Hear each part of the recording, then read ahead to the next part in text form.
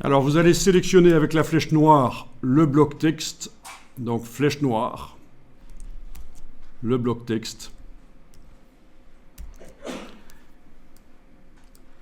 Ici, dans la palette des outils, vous pouvez décider si vous modifiez la couleur du texte ou la couleur de fond du bloc. Donc ici, on va par exemple modifier la couleur de fond du bloc.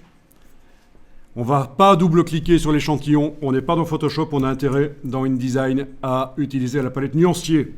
Palette nuancier, c'est touche F5 sur le clavier ou alors menu fenêtre, couleur, nuancier. On va créer une couleur pour le document ici. Alors, les images sont de type RVB, parce que ça fait 20 ans que Adobe dit que... Non, 20 ans, je me trompe. 24 ans, je pense. Que Adobe dit qu'il vaut mieux faire des mises en page avec des images RVB, ce qui peut paraître surprenant à certains qui auraient suivi des études précédemment dans le monde de l'infographie ou du graphisme, et on leur mettait des points en moins si les images n'étaient pas en CMJN. Maintenant, dans la mise en page, il faut que les images soient RVB, c'est mieux, à moins qu'on ait une très bonne raison de le faire. Donc les images sont RVB, et pourquoi pas, les blocs couleurs peuvent également être RVB, et c'est au moment où on exporte le PDF pour l'imprimeur qu'on va faire la conversion. Donc ici, dans le nuancier, on va par exemple aller dans le menu ici de la palette nuancier, demander nouvelle couleur. Et vous n'êtes pas obligé de vous limiter au CMJN, vous pouvez faire des couleurs vives, pourquoi pas. Bien sûr, à l'impression, ça va ternir, mais peut-être que la version affichée sur l'écran du magazine, la version disponible en ligne, aura des couleurs vives du coup. Je vous laisse gérer. Vous voyez qu'on vous dit ça va ternir à l'impression, ça va devenir ça. Mais au moins sur l'affichage écran, ce sera bon. Et peut-être même que la couverture va être imprimée avec une technique d'impression meilleure que la technique 4 couleurs traditionnelle. Peut-être qu'on l'imprime en 6 couleurs, ça arrive souvent les magazines. La couverture est en 6 couleurs et le reste du magazine en 4 couleurs. Mais bon, je ne vais pas m'étendre là-dessus. Quoi qu'il en soit, vous pouvez cliquer sur OK. Et voilà, la couleur est là dans le nuancier. Est-ce que tout va bien? Mais non, tout ne va pas bien. Enfin, quoi qu'il en soit, il est indiqué que c'est une couleur de type RVB qui sera reproduite sur le papier avec un système de tramage. Ce n'est pas une couleur genre Pantone, une encre spéciale, donc sur le papier elle sera tramée, c'est ça que ça veut dire. Mais il y a quand même un problème là. Allez, vous voyez pas le problème? Si je zoome là. La couleur que j'ai créée là, dans le nuancier, elle est vive, mais quand je l'utilise, elle est quand même un peu terne. Allez, j'essaye avec une autre.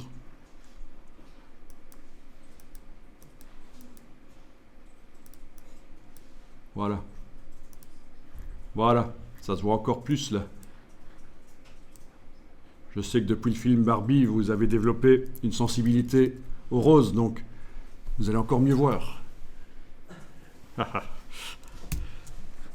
Donc c'est juste parce qu'il faut demander à InDesign d'afficher les couleurs telles qu'elles sont vraiment. Donc dans le menu Édition, vous allez sur Espace de fusion des transparences et vous demandez Espace RVB. Et voilà. Alors l'autre couleur que j'avais créée, voilà. Ah, ça arrache quand même. Allez, je vais aller la modifier en double-cliquant sur elle. Quand même. Case aperçu coché. Ce qui me permettra de voir la modification de cette couleur partout où elle serait éventuellement utilisée sur la page, voire même sur toutes les pages du document. C'est ça l'intérêt d'utiliser le nuancier plutôt que de créer les couleurs en double-cliquant là-dessus à la manière Photoshop. C'est qu'on peut influencer le look de tout un document. Voilà. Ok, donc c'est ça. Ah, petite astuce, tant qu'on y est. La couleur vous convient, mais pas sa luminosité. Vous voudrez la rendre plus claire ou plus sombre. Vous voyez comment on fait? Non? Je vous donne une astuce qui fonctionne dans Illustrator, Photoshop, InDesign. La touche Shift, la touche majuscule.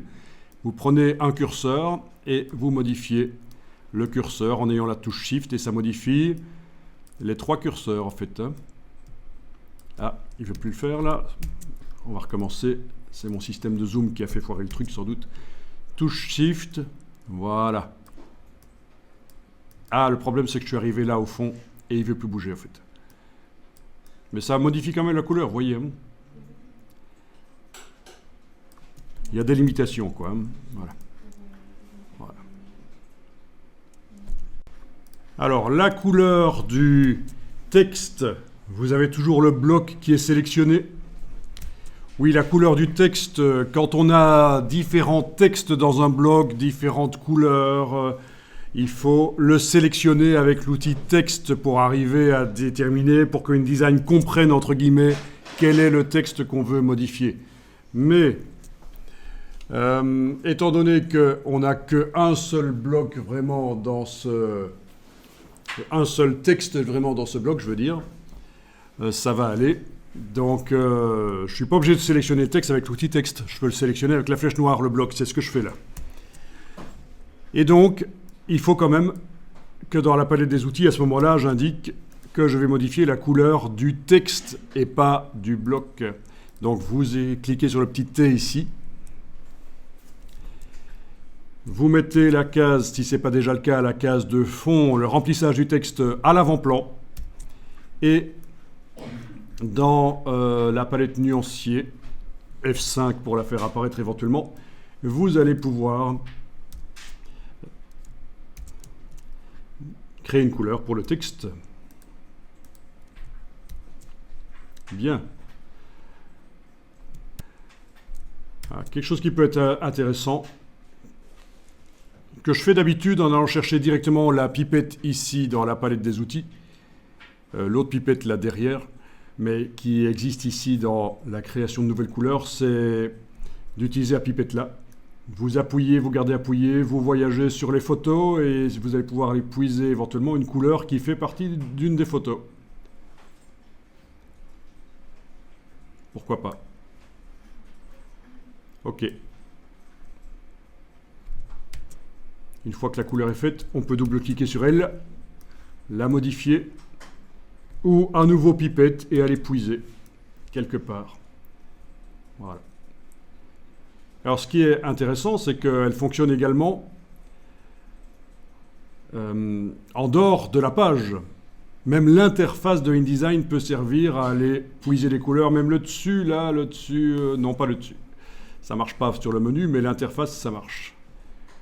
Donc on ne va pas puiser la couleur que sur les photos qui sont là.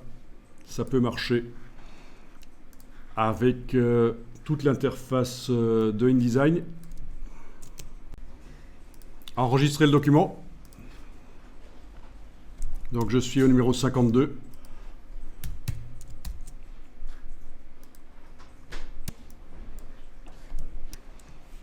Alors zoomer sur le texte. C'est donc un effet de découpe. Un effet de découpe, et pour que l'effet de découpe soit un peu plus convaincant, on va tenter de mettre un contour sur le texte qui va un peu montrer comme l'épaisseur du carton qui est découpé.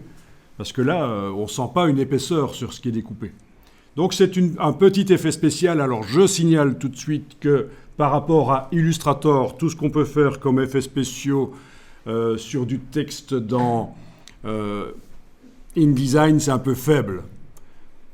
Illustrator est bien sûr, quand il s'agit de travailler des titres, Illustrator est beaucoup plus fort que InDesign. Mais malgré tout, on peut tenter quelques petites choses ici dans InDesign. Ah oui, pourquoi est-ce que c'est souligné en zigzag chez moi? Petite parenthèse, c'est parce que dans le menu texte, pas menu texte, excusez-moi, menu édition, orthographe, j'ai enclenché la vérification orthographique dynamique comme dans Word. Mais là, je vais peut-être aller la décocher. Donc ça souligne tous les mots qui sont faux. Voilà. Partout dans le document. Mais c'est pas très utile, puisque de toute façon, il suffit de demander de passer le correcteur orthographique et il vous dit ce qui est faux, il vous propose des alternatives. Donc voilà. Est-ce que vous aviez aussi ce soulignement? Non? Ok. Donc c'est que ça n'est pas propre au document, c'est propre au fonctionnement de mon InDesign et moi, comment je l'avais fait fonctionner. Donc on en était à dire, le bloc doit être sélectionné avec la flèche noire. On va indiquer qu'on modifie la couleur du texte et cette fois-ci, plus spécifiquement, la couleur du contour du texte. Donc vous mettez la case contour à l'avant-plan. Ensuite, on va dans le nuancier, on va aller dire qu'on va créer une nouvelle couleur. La nouvelle couleur, je vais la faire en RVB. Je vais faire du gris. Pour faire du gris, c'est très simple, il suffit de mettre la même valeur, 50 par exemple, touche tabulation, 50, touche tabulation, 50, touche tabulation. Oui, tabulation, c'est pour passer au cartouche suivant, pour valider ce que j'ai mis dans le premier cartouche. Donc voilà, c'est du gris. Avec la touche Shift, je peux prendre et choisir un peu mieux encore le gris. Ok, je vais faire comme ça. Peu importe, vous n'êtes pas obligé de prendre la même valeur que moi. Et voilà, vous avez le contour sur le texte enregistré, le document. Comme ça, on garde cette étape pour les archives. Numéro 53. Toujours avec le bloc sélectionné, toujours en train d'indiquer que je modifie la couleur de contour du texte qui est dans le bloc. Je vais double-cliquer sur l'échantillon de gris ici. Enfin, sur l'échantillon là, voilà. Et il s'ouvre. Et j'ai la case aperçu qui est cochée. Et quand, avec la touche Shift, je modifie n'importe lequel des trois curseurs, ça modifie l'intensité de gris. Et j'aurais dû zoomer avant de faire ça pour bien voir ce que je suis en train de faire. Je recommence, je zoome. Voilà. Voilà, c'est ça. Voilà, et je vais même le faire clair, vous voyez. Comme ça, on a cet effet un peu de découpe. Alors, l'épaisseur du contour devrait être modifiée